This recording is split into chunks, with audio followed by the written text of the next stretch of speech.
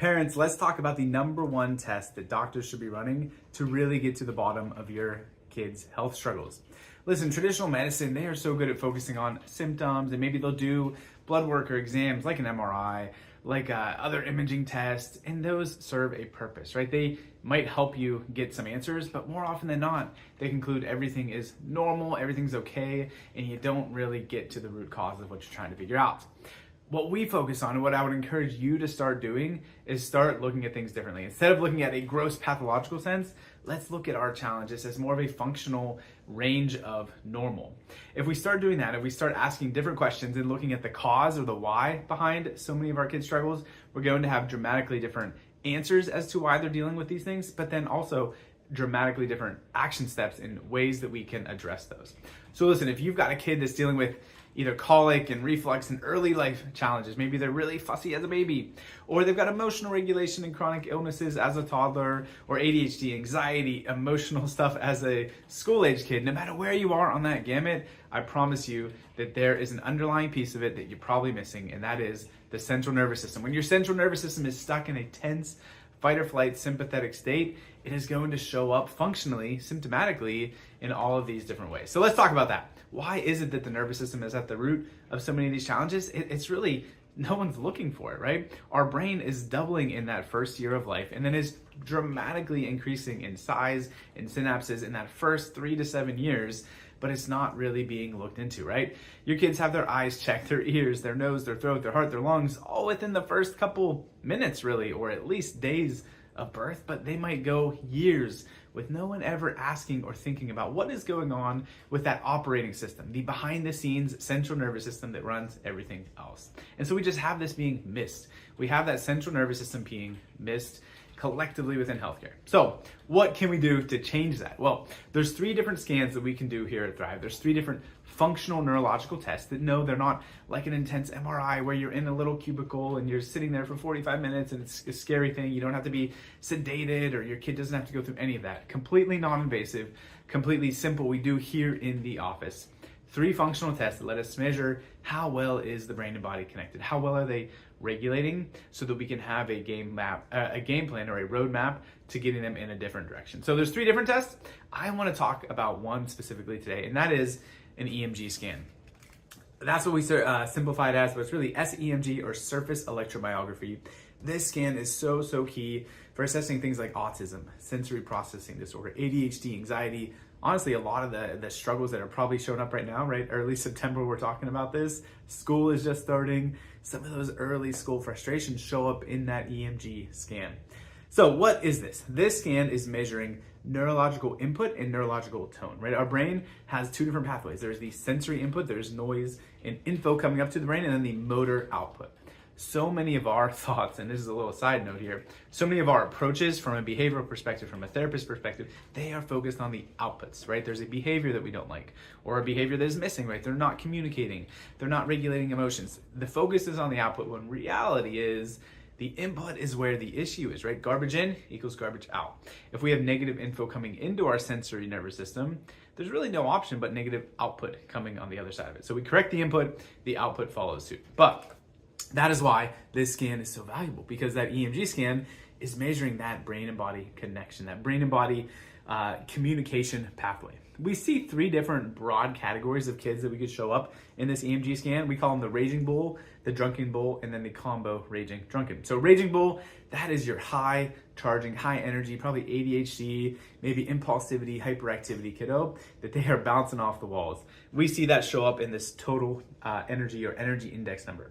There's 3 different numbers here. I know you can't see them on the video, but let me walk you through it. And this is an example of one of our kiddos here at Thrive, who is a young little dude just in that early school age, dealing with major raging bull categories, right? Super hyper, super impulsive. They've tried medications, only made it worse, but school is still an issue and a frustration. So they came looking for drug-free natural help. We see in that first scan, the normal score for that ideally would be 100, but for kids in that younger age, maybe 150 would be totally fine, 175. He started here at 244, so almost 250, where we want to see it almost 100 points lower than that. So what that tells us right off the bat, that sounds like a raging bull kid. That high energy means their brain is constantly overstimulated, constantly pushed to its limits, so it's hard to regulate, hard to calm down, hard to focus. So we got high energy. And then the other one that we might see, a drunken bull, is the organization. They are a dysregulated kid. They're probably having trouble focusing, maybe chronic immune challenges, coordination, comprehension, communication, those sort of things. Really, really a struggle for the drunken bull. And that next metric, called a pattern score, that's the one that we really see plummeted. It shows up as low tone or poor coordination issues in that sense too. This dude, he was at a 76% when we did this scan. So that's not really where we want to be. We want to be in that mid-80s at least. But 76 isn't completely tanked, right? More of that raging bull pattern. We see kiddos that are in that side of things, they're in the 50s.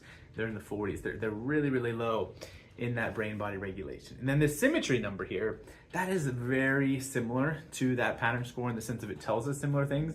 It's how well is that hemisphericity or that right brain, left brain connection, what is symmetry like in their body. Similar for him, 75%. Not great, not terrible. So that would be the raging bull, the drunken bull, and the combo really looks like both. They're ones that maybe they have the higher diagnoses like a seizures or an autism or one of those more severe layers of those symptoms because they're dealing with both sides of this. Super busy, hyperactive brain, but also super unorganized and disconnected. What do we see go on here? Because I've got the progress scan for him, which was such a cool turning point in transition for these scans. What we started with was that super high energy, super raging bull dude. And this wasn't even the first scan, right? That first one was even a little bit more than that. But we had that first couple that we were up at that high level. Then we had a big turning point at this point in care. That scan that was about a month apart, we went from 244 on that total energy down to 176. So a huge jump down, a huge decrease in what we saw for that scan. So massive calming of that sensory input, which means we're not going to be as ramped up. It's going to be easier to regulate emotions. We're not going to be quite as impulsive. That does not mean that a kid is not a kid anymore, right? I promise that's what parents would say if they're listening to this about this dude. Struggle still sometimes. There's still moments where they make you want to lose your mind, but the progress is immense, right? They're able to regulate, able to make better choices, and able to have good days sometimes instead of only bad days. So we see that way calming down, but that wasn't the end of the story for this guy. We see that coordination ramped way up too. So pattern and symmetry, right? We saw those in the mid 70s.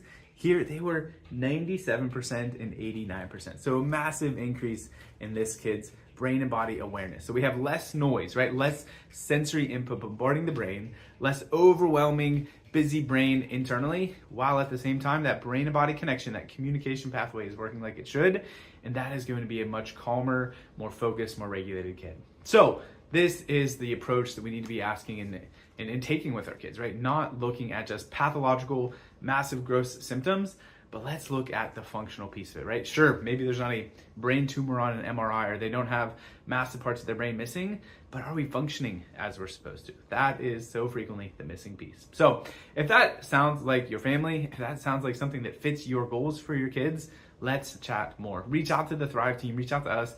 We love to answer more questions. We love to walk you through what that scan actually looks like and see if that is what's going on for your kid, right? I don't know if that's their story. I don't know if we can help, but that scan is the first step to really starting that conversation. And like I just illustrated, those don't just happen once. That's not just something we do at the beginning of care and then say, okay, let's take it and run with it. That happens at regular checkpoints throughout the care plan so we can make sure that we are seeing the progress and seeing the trends that we'd expect to see with that kiddo. Thank you for listening, guys. I hope that helps. And I hope more than anything, you start asking different questions to get to the bottom of what's going on with your kids, right? Don't stop at just that symptom level. Ask why and get to that cause piece of it.